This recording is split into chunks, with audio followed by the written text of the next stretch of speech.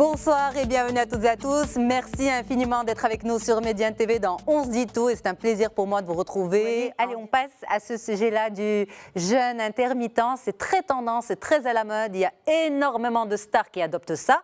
Alors, est-ce que c'est du simple marketing ou c'est la réalité? On a entendu dire que Jennifer Lopez l'adopte, Jennifer Aniston, Adele aussi qui a perdu énormément de poids et selon les rumeurs, ça serait grâce à cela. Est-ce que c'est vrai ou c'est pas vrai? Vous, en tant que spécialiste de la nutrition, vous en pensez quoi, Dr Karim Louali? Alors, le jeûne intermittent, bon, on sait tous, on a dans notre religion, c'est Siam, mais il est fait autrement. Alors, ça consiste en quoi? Eh bien, ça consiste à alterner entre des périodes de jeûne plus ou moins longues et des périodes de prise alimentaire. Donc, plus souple, plus accessible que le jeûne strict et bien entendu, il a plusieurs avantages santé.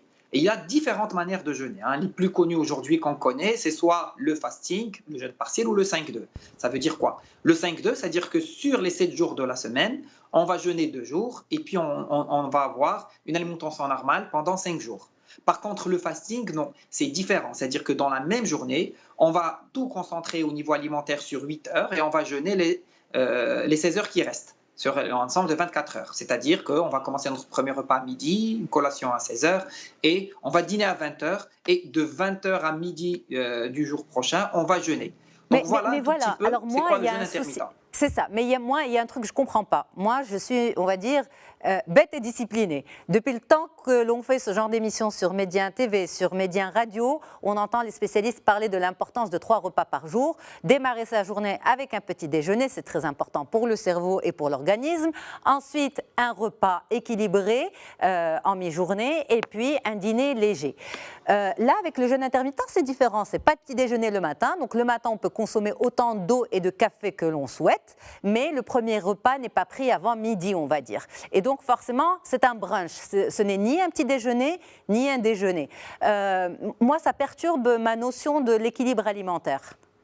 Surtout de l'horloge biologique. Alors, ce qu'il faut savoir, c'est que c'est très important. Quand on jeûne le ramadan, en fait, psychologiquement, on prépare le corps à jeûner. Ça s'appelle Nia. Et c'est très, très important.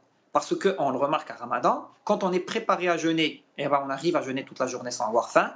Mais par contre, en jour normal, si je saute mon petit déjeuner, je me retrouve fatigué, etc. Parce que psychologiquement, je n'ai pas préparé mon corps à jeûner. Donc, pour comprendre la question que tu me poses, il faut comprendre quels sont les principaux atouts du jeûne intermittent. Est-ce qu'il en a, justement? Est-ce qu'il en a? Il y en a, mais il ne faut pas les utiliser dans le sens contraire, parce qu'on tombe beaucoup dans l'erreur, c'est ça le problème. Donc d'abord, le jeûne intermittent permet de diminuer la production d'insuline et le stockage des graisses et des sucres dans l'organisme. C'est quelque chose qui va stimuler le déstockage des graisses, il donne un meilleur contrôle des sensations alimentaires, il stimule plutôt la sécrétion de l'hormone de croissance, il améliore les performances physiques et intellectuelles et surtout, il raccourcit le temps de récupération, favorise la régénération cellulaire et permet de faire un auto-nettoyage du corps et donc lutte contre le vieillissement cellulaire. Est-ce que c'est vrai tout ça, docteur? Est-ce que c'est vrai? Parce que ça a l'air très beau, en fait. Non, c'est scientifique. Il y a des cliniques médicales maintenant qui hospitalisent les gens pour faire du jeûne intermittent. Okay. Mais alors justement, si vous permettez, désolé de vous interrompre, mais quand vous dites c'est scientifique, aujourd'hui, qu'est-ce qui se passe? On entend beaucoup de personnes adopter ça comme mode de vie, c'est-à-dire à la maison, on se dit entre midi et 20h, je mange ce que je veux, mais je ne mange rien après 20h et je ne mange rien avant midi. Est-ce que ça fonctionne quand on mange ce qu'on veut ou bien c'est vraiment une forme de thérapie? Du tout. Alors, il faut penser que le jeûne intermittent est un mode de vie de bonne santé. Donc, on l'a vu, c'est efficace pour la prévention cardiovasculaire. Cependant, pour la perte de poids, il faut être extrêmement prudent. Donc, on le fait pour rester en bonne santé, mais pas pour maigrir. D'ailleurs, non encadré, il peut donner des dégâts graves, donc fatigue, frustration, compulsion, fringale, etc. Et donc, il faut toujours prendre l'avis d'un médecin. Et il faut éviter de le faire d'une manière anarchique parce que sinon, ça ne va pas marcher. Parce que l'une des erreurs qu'on fait, c'est ce que tu viens de dire. C'est manger 2 fois plus pendant les périodes de prise alimentaire. Donc, ça ne sert absolument à rien. C'est ne pas boire suffisamment d'eau. Donc, ça aussi, c'est une erreur à ne pas faire. Donc, parce qu'on jeûne au niveau alimentaire, mais au niveau des liquides, non. Donc, il faut continuer à s'hydrater. Et puis, surtout, se fixer des objectifs trop difficiles à atteindre. Donc, attention, je n'utilise pas le jeûne intermittent pour maigrir, mais plutôt pour être en bonne santé. Ok, mais alors dans ce cas-là, justement, c'est pour qui? C'est pas pour perdre du poids, c'est pour, c'est on va dire en one shot, en thérapie uniquement, comme une cure? Oui, on peut perdre un petit surpoids, quelque chose de léger, mais quand on est obèse et qu'on a beaucoup de kilos à perdre, non, c'est pas en faisant le jeûne intermittent qu'on va arriver. On peut le faire pour perdre sur la durée, sur le long terme, mais c'est pas cet effet waouh magique où je vais perdre rapidement. Et puis, il est très très intéressant de se faire coacher parce qu'au moment, par exemple, j'ai parlé de 5-2 et j'ai parlé de fasting, c'est les fameuses règles des 8h, 16h. Et donc, il faut manger équilibré, il faut avoir une journée type, comment on va faire pour subvenir à ses besoins micronutritionnels durant les 8 heures où je vais manger. Donc, c'est important de se faire aider parce que manger pendant 8 heures et manger du fast-food, il n'y a pas du tout d'intérêt santé dans ce type de jeûne intermittent. Micronutritionnel, c'est-à-dire pas les grosses vitamines?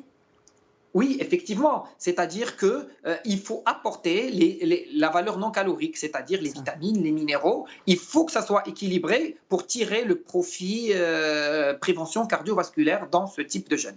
Ben, écoutez, docteur Karim Louali, je profite de votre présence avec nous aujourd'hui, enfin ce soir, pour rappeler les règles de base de l'alimentation équilibrée. Jeûne intermittent ou non, l'idée c'est surtout de bien manger, de préserver son organisme, surtout en période de Covid. Je sais qu'hier j'ai annoncé un sujet pour aujourd'hui qui était virus, justement comment s'immuniser, mais en fait c'est le sujet de demain et bref. C'est une erreur, mais demain donc on en parlera profondément avec deux spécialistes. Mais pour vous, en termes d'alimentation, quelle est l'importance de l'équilibre alimentaire pour lutter contre Covid et grippe, parce que le changement de saison amène ce genre de choses. Effectivement, il faut savoir que le stress oxydatif, c'est-à-dire que quand je n'ai pas un grand pouvoir antioxydant, eh ben mon immunité baisse. Et donc, mon immunité, elle dépend de mon pouvoir antioxydant, elle dépend de mes micronutriments que je mange dans l'alimentation. Et notamment la vitamine E, la vitamine C, le sélénium, la vitamine D. C'est cette valeur non calorique de mon alimentation qui va me permettre d'être en bonne santé et de mieux me défendre. Et ce n'est pas que le jeûne intermittent, en fait, c'est pareil pour tous les types de régimes. Je dois avoir assez de fruits, assez de légumes, je dois avoir assez de protéines de bonne qualité. Et donc, je dois me focaliser sur la valeur micronutritionnelle de mon alimentation et non la valeur calorique. Ok. Je peux même donner, si vous voulez, un exemple. Hein. Oui, allez-y. On peut, par exemple, si je fais le fameux jeûne des 8 heures, eh ben, mon repas du déjeuner, c'est plus un déjeuner qu'un brunch. Donc, je dois prendre une salade de crudités, je dois utiliser une huile de bonne qualité qui est riche en oméga 3, une huile de noix ou une huile d'olive, prendre 150 ou 200 grammes de viande blanche maigre ou substitut, et puis au moins 200 grammes de légumes précolorés, et puis je peux finir avec un fruit par exemple. À 16 heures, eh ben, je peux prendre une infusion, un thé, un yaourt de chèvre par exemple, avec une poignée d'oléagineux ou bien quelques muesli. Et le soir à 20 heures par exemple, eh ben, je vais me permettre une bonne soupe de légumes, un bon bol, 250 grammes, 150 grammes de poisson blanc ou de saumon ou un équivalent, 200 grammes de féculents, parce qu'il me faut bien des féculents, et allez hop, pour le plaisir, je peux même me permettre 2 carrés de chocolat noir. Donc, allez, ça c'est pour le fun. Vous voyez que finalement, c'est des repas équilibrés, c'est 2 repas et une collation, et c'est nullement ne pas manger et puis se priver et créer des carences nutritionnelles. Absolument. Peut-être pour finir, docteur Karim Louali, et ça on nous le demande beaucoup, justement à cause de cette pandémie, les personnes qui tombent malades, la période, on va dire ensuite de quarantaine, comment se relever de tout ça? L'alimentation joue un rôle important, n'est-ce pas? L'alimentation et le repos total. Quand je suis dans cette période de quinzaine, on appelle ça une quinzaine, c'est pas 40 jours, c'est 15 jours, eh bien, il faut d'abord bien dormir. Il faut bien se reposer, il faut avoir ses heures de sommeil. Il faut nourrir l'esprit et non la télé. Parce qu'on sait que la télé fatigue, donc profitez pour plutôt faire de la lecture et pour reposer ses yeux. Et puis, il faut surtout avoir... Oui, pardon? Vous chassez nos clients. Non, je rigole, je vous taquine. Vous dites pas de télé, non? Non, je dis pas de télé tard le soir. Parce qu'on sait très bien on se dit tout, oui, c'est bien. Voilà, on se dit tout, c'est bon, ça passe, l'heure elle est correcte. Et puis, il faut avoir une alimentation équilibrée. Il faut bien manger. Il faut avoir dans chaque repas légumes, salade, une protéine blanche et un féculent. Il faut bien s'alimenter. Il faut prendre une alimentation riche en vitamines, en sélénium, en vitamine E, en vitamine D, parce que ce sont nos alliés immunité, les groupes de vitamine B, tout ce qui est vert foncé. Ne pas oublier de faire des collations de fruits et préférence crue et de préférence entier, hein, parce que si on ne les passe pas à une centrifugeuse à froid, plutôt un extracteur à froid, c'est-à-dire le blender ou bien la fameuse machine où on va presser les fruits, et va détruire tous les vitamines et tous les minéraux. Donc il serait préférable de les manger naturellement si on n'a pas un extracteur à froid. Merci beaucoup, Dr Karim Louali. Merci infiniment d'avoir pris de votre temps et puis de nous avoir amené votre expertise en matière de nutrition. Très bonne soirée à vous, très bonne soirée à tous nos téléspectateurs. Un grand merci à l'équipe en régie. J'aurai le plaisir de vous retrouver demain pour ce sujet sur booster son immunité face à la Covid et face à la grippe. Mais avant, à 15h30 sur Média Radio avec Farhana pour Bla Mi'ad. Donc à demain et portez-vous bien.